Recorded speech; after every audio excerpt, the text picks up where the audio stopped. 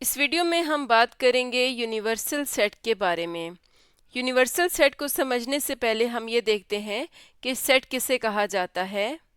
तो sets objects की एक कलेक्शन होती है। जैसे फॉर एग्जांपल हमारे पास एक सेट है A इक्वल्स टू 1 2 3 4 5। तो यहाँ पर हमें ये चीज़ नज़र आ रही है कि हमें फर्स्ट 5 नेचुरल नंबर्स दिए गए हैं, यानी ए क्या है, set of first 5 natural numbers.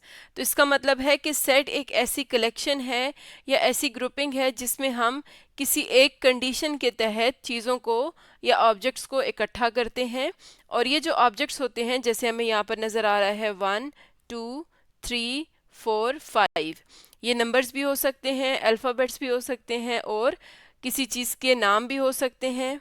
जब हम सेट लिखते हैं तो हम उसकी दोनों तरफ, नंबर्स की दोनों तरफ या ऑब्जेक्ट्स टोटल लिखकर उसके दोनों तरफ कर्ली ब्रैकेट्स लगाते हैं। हर ऑब्जेक्ट के बाद इस तरह से कॉमा लगाकर ऑब्जेक्ट्स को सेपरेट किया जाता है। और अगर हम इनको नाम देना चाहें, जैसे हमने यहाँ पर इस सेट को नाम दिया है ए का, तो हम इन सेट्स को ए से लेकर जी तक कोई भी कैपिटल लेटर दे सकते हैं नाम के तौर पर।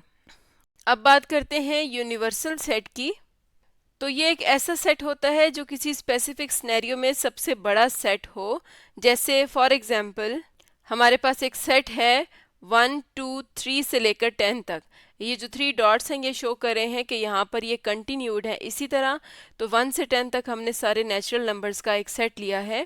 और अगर ये यूनिवर्सल सेट है तो जिस प्रॉब्लम में ये सेट यूज़ हुआ है उसमें बाकी तमाम सेट्स इसी सेट के अंदर से निकलेंगे या इस सेट से छोटे होंगे।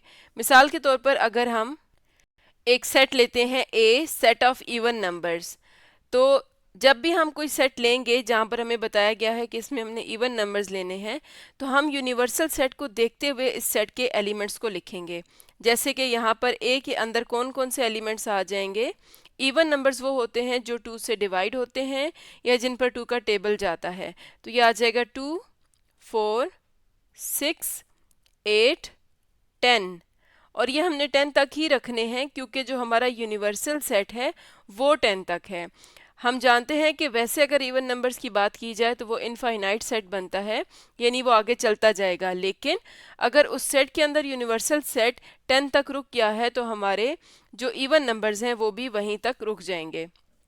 इसी तरह से मिसाल के तौर पर हम एक और सेट लेते हैं बी, जिसमें हम ऑड नंबर्स लिखेंगे, सेट ऑफ ऑड नंबर्स। तो हम यहाँ पर लिखेंगे 1 2 3, सॉरी यहाँ पर 2 नहीं आएगा, 3 5 7 9 और बस यहाँ तक हमारी ब्रैकेट क्लोज हो जाएगी क्योंकि हमारा जो यूनिवर्सल सेट है उसमें नंबर 11 नहीं है, वो 10 तक ही है। तो हमने यहाँ पर उसके अंदर अंदर रहते हुए एलिमेंट्स लिखने हैं। तो यहाँ से हमें ये चीज़ पता चलती है कि यूनिवर्सल सेट किसी एक प्रॉब्लम के अंदर सबसे बड़ा सेट होता है। अगर हम इसी तरह से एक यूनिवर्सल सेट ले लेते हैं, मिसाल के तौर पर हम लेते हैं 1 2 से लेकर 1000 तक। तो अब अगर हम उसमें इवन नंबर्स की बात करते हैं तो वहाँ पर इवन नंबर्स क्या हो जाएंगे, 2 4 6 से लेकर 1000 तक जाएंगे, यानी उसी सेट के अंदर रहते हुए हमने इवन नंबर्स लिखे। बिल्कुल इसी तरह से हम ऑड नंबर्स भी लिखेंगे।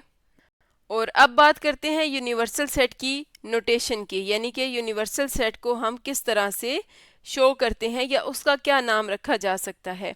जैसे कि हमने बात की थी कि हम सेट्स को डिफरेंट अल्फ़ाबेट्स के थ्रू हम नाम दे सकते हैं, लेकिन यूनिवर्सल सेट का हम नाम नॉर्मली फिक्स रखते हैं।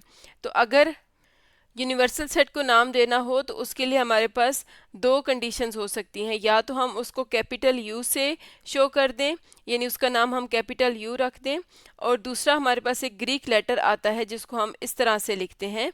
और इस लेटर की अगर हम प्रोनाउंसिएशन की बात करें तो इसे हम पढ़ते हैं ज़ाय। और यहाँ पर इसकी मैं स्पेलिंग भी लिख रही हूँ, ZIGH, या XI भी इसको लिख सकते हैं। तो इसे हम ज़ाय भी पढ़ते हैं, कज़ाय भी पढ़ते हैं। ये एक ग्रीक लेटर है, तो ये भी हम यूनिवर्सल सेट के लिए सिंबल यूज़ करेंगे। इसे हम इस तरह भी लिख सकते हैं और थोड़ा सा इस तरह से करके भी लिख सकते हैं। तो ये हमारे पास ज़ाय या कज़ाय, ये है यूनिवर्सल सेट का सिंबल, या फिर हम सिंपली उसको यू से शो कर सकते हैं। तो इसका मतलब है कि जो ऊपर वाले प्रॉब्लम में हमारे पास यूनिवर्सल सेट था उसे हम नाम देते हैं, या तो यू कह सकते हैं या फिर हम इसको नाम देंगे कज़ाई। तो ये हमारे पास यूनिवर्सल सेट होगा। तो आज की वीडियो में हमने देखा कि यूनिवर्सल सेट क्या है।